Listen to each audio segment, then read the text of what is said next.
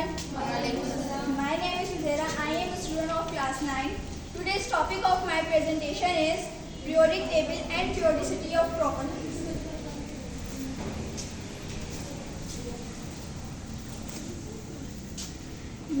अगली एंट्रीज में सिर्फ 9 एलिमेंट डिस्कवर हुए, बट 19th सेंचुरी तक तकरीबन 63 एलिमेंट्स डिस्कवर हो चुके थे। अब इन एलिमेंट्स को एक रेगुलर फॉर्म में हमें अरेंज करना था।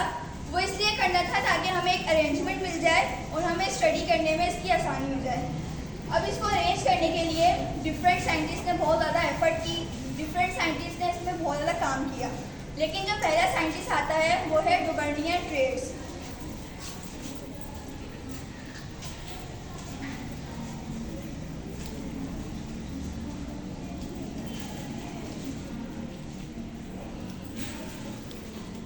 डुवर्नियर ट्रेड्स एक केमिस्ट था जिसने लॉ ऑफ ट्रेड्स पेश किया। लॉ ऑफ ट्रेड्स उसने इसलिए पेश किया कि ट्रेड्स है लॉ ऑफ ट्रेड्स पेश किया। ट्रेड्स की मीनिंग है 3 यानी 3, ठीक है। उसने इसलिए पेश किया कि जो 63 एलिमेंट्स डिस्कवर हुए थे उनको 3-3 के एलिमेंट्स में एक ग्रुप में उनको अरेंज कर दिया जाए ताकि हमारी स्टडी करने में आसानी हो। अब हम सपोज करते हैं हमारे पास है 1, 2 एंड 3। ये हमारे पास 3 एलिमेंट्स हो गए। इसका हमने एक ग्रुप बना दिया। ये हमारे पास ग्रुप बन गया। अब हम कुछ एलिमेंट से एग्जाम्पल लेते हैं। हमारे पास है कैल्शियम, स्ट्रोंशियम एंड बेरियम, ठीक है। कैल्शियम का जो एटॉमिक मास है वो है 40, ठीक है। स्ट्रोंशियम का जो है वो है 88, बेरियम का है वो है 137, ठीक है।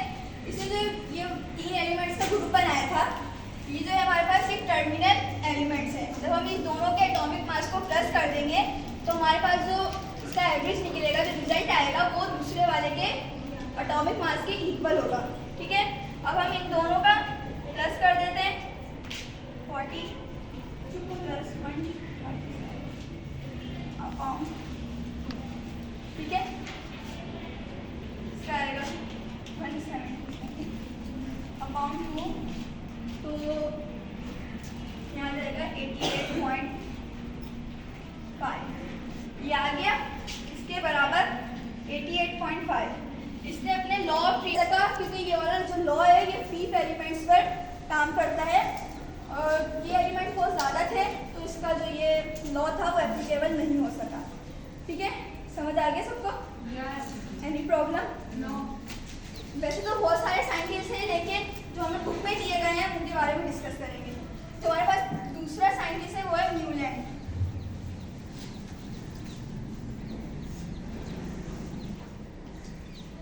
जो सेकंड साइंटिस्ट है हमारे पास वो है न्यूलैंड। न्यूलैंड ने भी यही काम किया इसकी अरेंजमेंट के लिए। इसने लॉ ऑफ एक्टिव जो है वो डिस्कवर किया। इसका पढ़े law of active, law of Octave. Octave की मीनिंग है 8, ठीक है ना। इन्होंने लॉ ऑफ ऑक्टेव किया। अब हम एग्जाम्पल लेते हैं। हम सपोज करते हैं कि 1, 2, 3,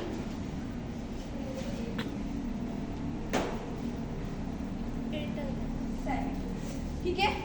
अब जो आएगा 8वां एलिमेंट्स इनमें वो क्या होगा, पहले वाले एटॉमिक मास के सिमिलर होगा, तो उसकी प्रॉपर्टीज सिमिलर होंगी आपस में, ठीक है। इसने ये काम किया था लेकिन इसका भी ये काम ज़्यादा देर तक नहीं चल सका। वो क्यों नहीं चल सका? क्योंकि इसने जो एलिमेंट डिस्कवर नहीं हुए थे उसके लिए इसने ब्लैंक स्पेस नहीं छोड़ी थी, ठीक है ना। इसलिए इसका जो है वो काम ये एप्लीकेबल नहीं हो सका था, ठीक है। समझ आ? तीसरा जो है हमारे पास है वो मेंडलीव है जिसने मॉडर्न पीरियोडिक टेबल दिया था। मेंडलीव इसने ने थोड़ी सी एडिशन की, इसने भी यही काम किया कि अरेंज किया एलिमेंट्स को।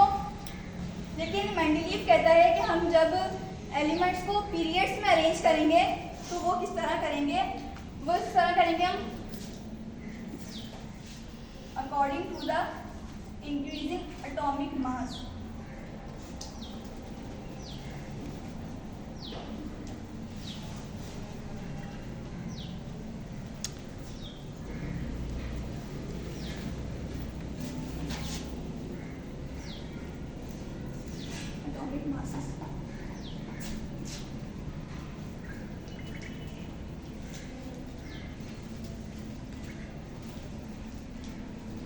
जरिए हम इसको पीरियड्स में अरेंज कर सकते हैं।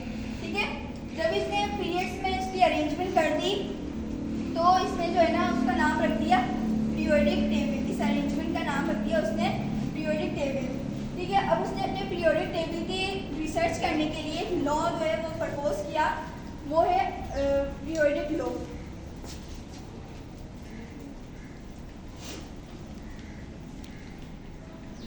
पीरियोडिक लॉ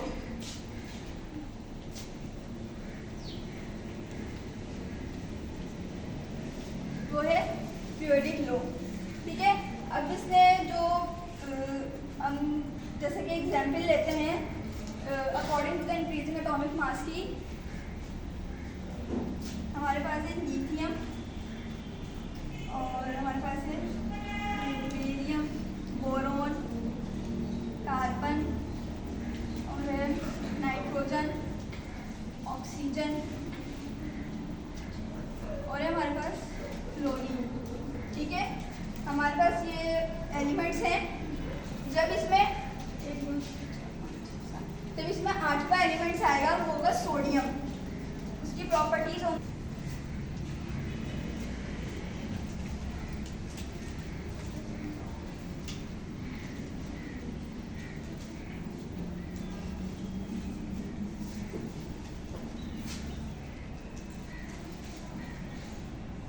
पीरियोडिक फंक्शन जो है वो है एक रेगुलर इंटरवल के बाद रिपीट होना।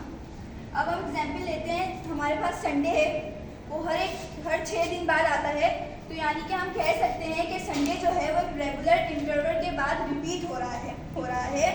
तो हम कह सकते हैं कि संडे रिपीट हो रहा है रेगुलर इंटरवल के बाद। ठीक है, तो अब इसने अपने लॉ में यही बात कही है, इसका मतलब ही यही है कि एक रेगुलर इंटरवल के बाद रिपीट होना।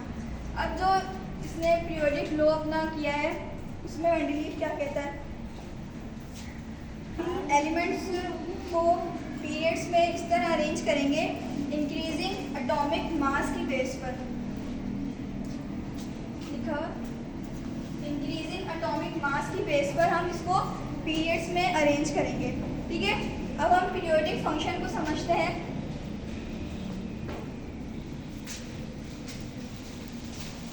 हमारे पास यहाँ पे है लिथियम, ठीक है, हमारे पास यहाँ पे नियॉन।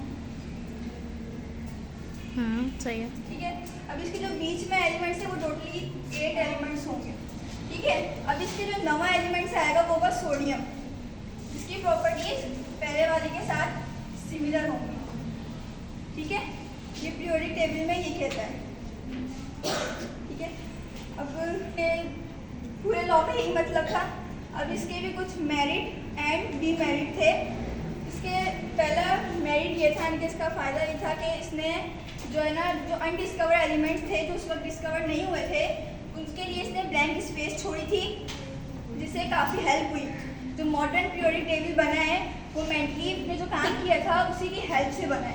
ठीक है, इसका पहला तो ये था कि इसने ब्लैंक स्पेस छोड़ी थी अनडिस्कवर्ड एलिमेंट्स के लिए, और दूसरा इसका ये था कि जो है ना इसने मेन रीज़न था इसका एटॉमिक मास। ठीक है, करेक्शन ऑफ एटॉमिक मास ऐसे कि